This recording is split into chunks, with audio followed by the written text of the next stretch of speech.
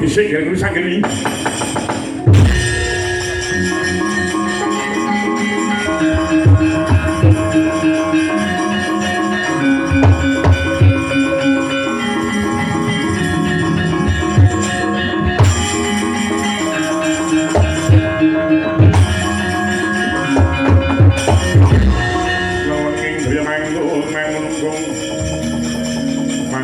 Kandung hangring mangking kok Prabu Keseng Dramati ana apa kok sadurunge kowe nulungi manang diki kang arane Bambang Kumbadewa pun wa bakal crita crita apa kok kangge dadi gatrita kawurana yen to kadang Wabimanyu wis sembada kedunungan Mahyu Prabon Mahyu Jati Wasesa. Oh, sapa wis kepinjulke pancen mengkono. Wong emane nggih, emane piye? Para kang ora nrimakake samengko kadang Wabimanyu lan Ramamu Yayi Janaka kena pusaka kadilakan satemeh wujude Gupala kaya dene reca watu paladalah.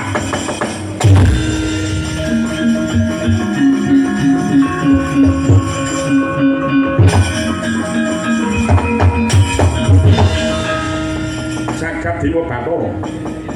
Banjur sapa ingkang kula mawi nibali pusaka nganti Kakang Abimanyu lan Rama Janaka dadi Recawatu.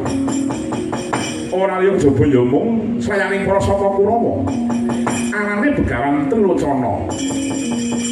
Ya sesingone dewa kang ana ing mburiku iki nggih. Wah, salah.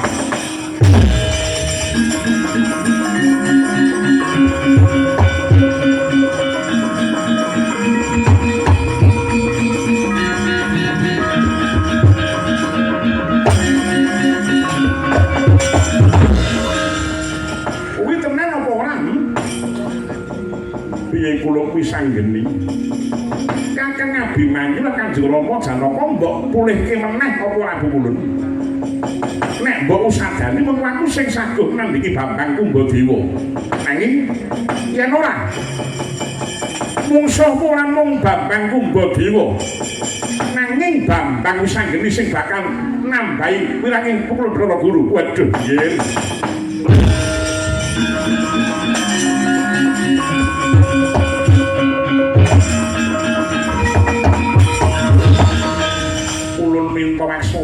Bambang Wisanggeni. Ya. Ulun saguh musadani marang Ramamu lawan Kakangmu Si Abimanyu. Saguh tenan lare batin. Ya wis. Tak papake Kumbadewa dene iki.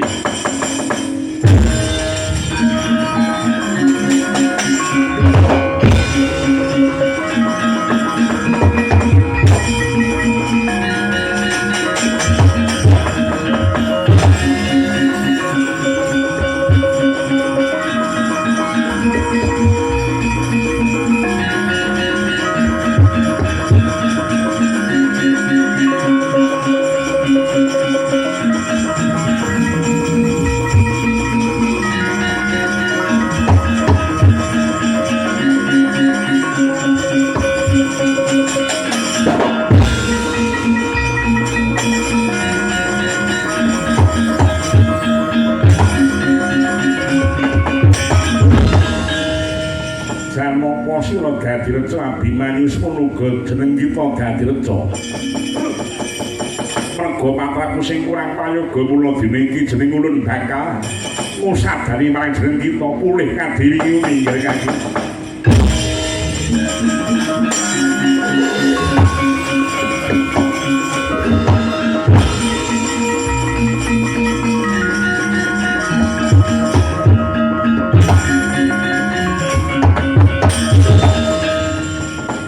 Sang Hyang Manik kaya sembah pangabekti kula mugi kunjuk. Ya kula Janaka wis kulun tampa. Kulun sembah bekti kula mugi kunjuk kulun. Ya Abimanyu wis kulun tampa. Yektine ulun ingkang dadi sayaning para Kurawa jeneng Begawan Trilocana nggih. Nganti kami tegan marang jeneng kita sakarone yektine ulun mau menawa dadi pancatan supaya Abimanyu antuk wahyu. gandeng abunya mesti untuk Wahyu Morgagi ulun bakal bali makayangan jeneng kita dini iki tulinggal bali yo nuninggi sendika dawuh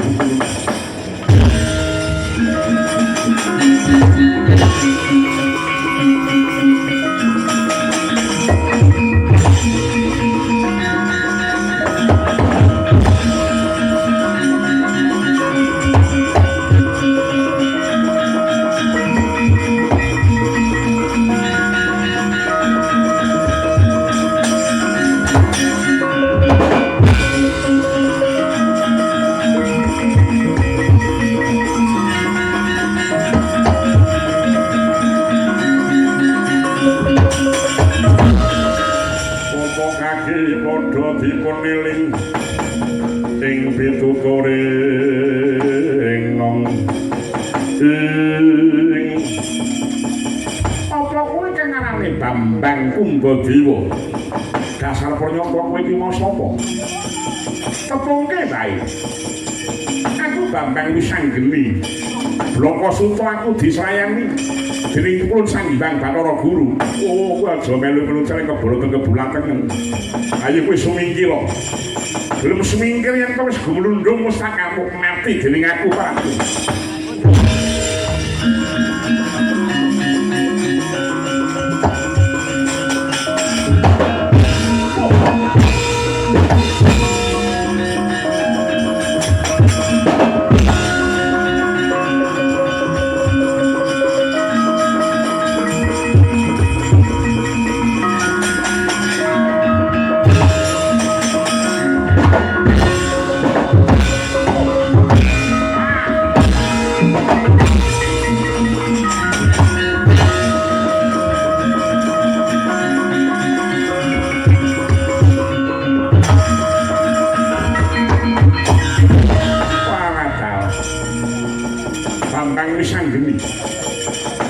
girang-girang gumuyu sawangan iki pusaka kadilatan Gada Pulo Srani ketiban pusakaku ajur mumurku andhap kabeh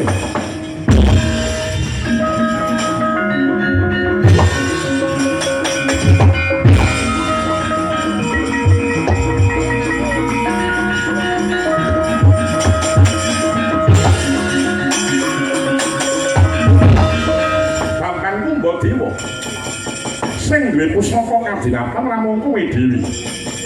Nadyanto Wisanggeni uga ndarbeni pusaka kadilatan Kyai Gadawinten. Tak sabet Gadawinten bledug kulat ranu Kumbadewa kowe.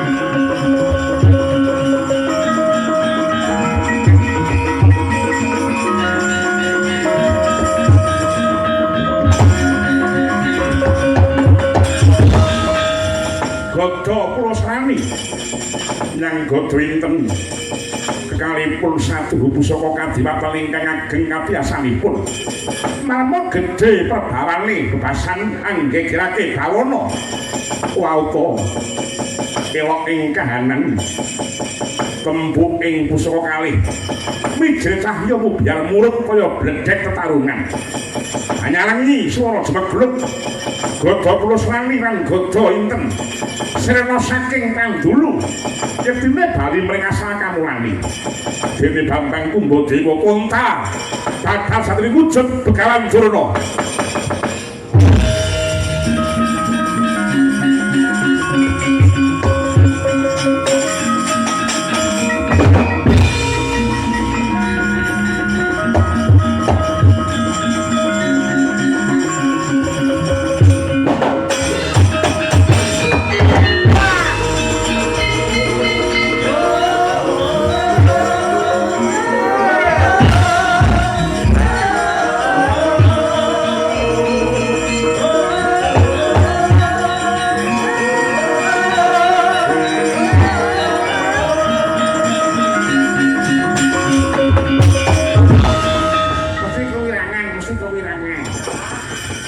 Rambut caci kelas. Udah mau kene rasane ya.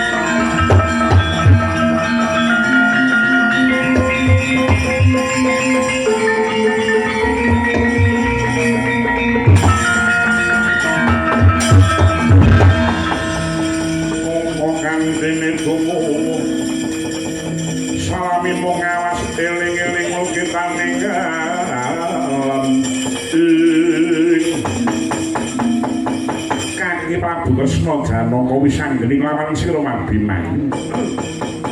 Aja nganti dadi seling penompo. Kawruhana. Lamun nggon ulun rencana marang kita iku mau ora teges ulun kuwi darbe rasa ingkang ora prayoga. Nanging kabeh mau jalaran lakuning kudrat lamun tekaning nugra iki mau kudu kacoba dening pangarencana. Nuninggih bukulun. Nuninggih bukulun.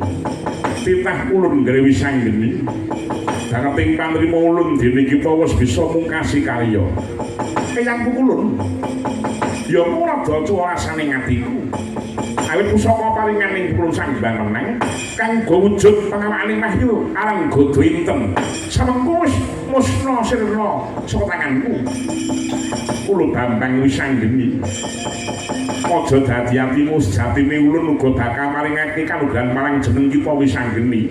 Nugra apa bukulun? Wis pancine ulun nedhake wahyu katentreman marang jeneng kita. Wengakna cipta rasa lan karyamu tanpa ana wujude wahyu katentreman. Sedhir dawuh bukulun.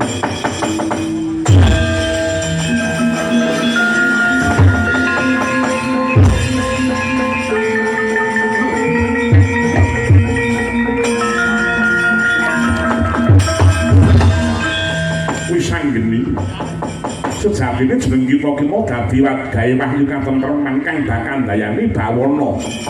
Mligine uga kanggo kulawangsamu pribadi. Liring saugra wisanggeni sing urip ing jagat iki ora bakal dumadi perang gedhe kang arane Bratayuda Jaya binangun. Mangkono bukulun. Ya kula sawengko wis ditinanggini ulun kundel makahiwangan kalya Harjaya inggih kula.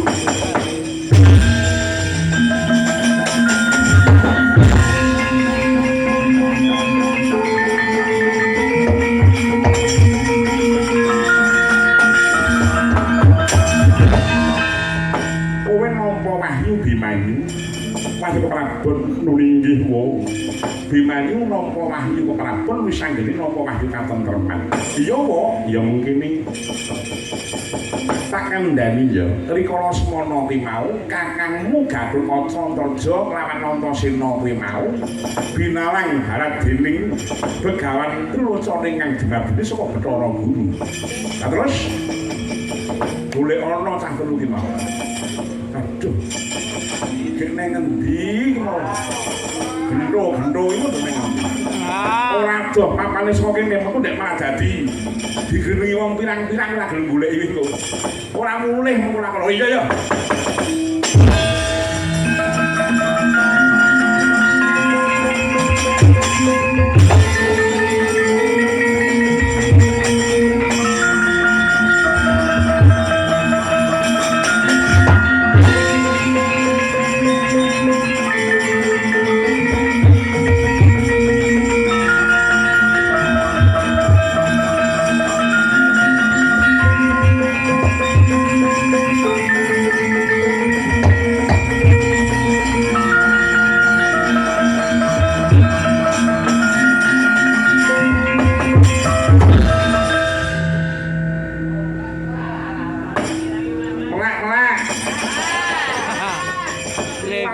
rada bacutan rada tingklikan nang kene iki. Eneng sing krekut-krekut. Eneng sing ngowoh-ngowoh. Eneng sing nyetel nganti keturun barang ya eneng. Waduh. Padha penak menuripku. Lho tangi apa ora? Tak kamplungi lah gelem tangi.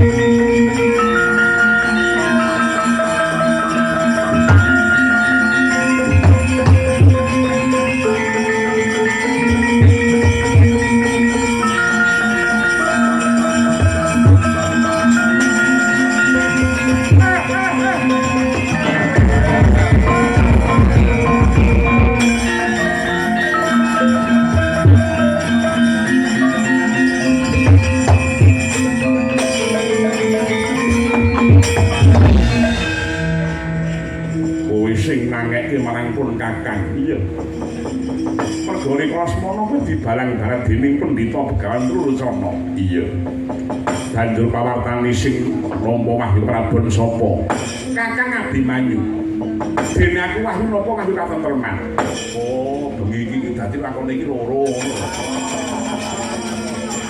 mung gari gondo iki telok mulak kae lan nek mung ngono terus tunggu sing nonton ndek malah waleh. Oh iya.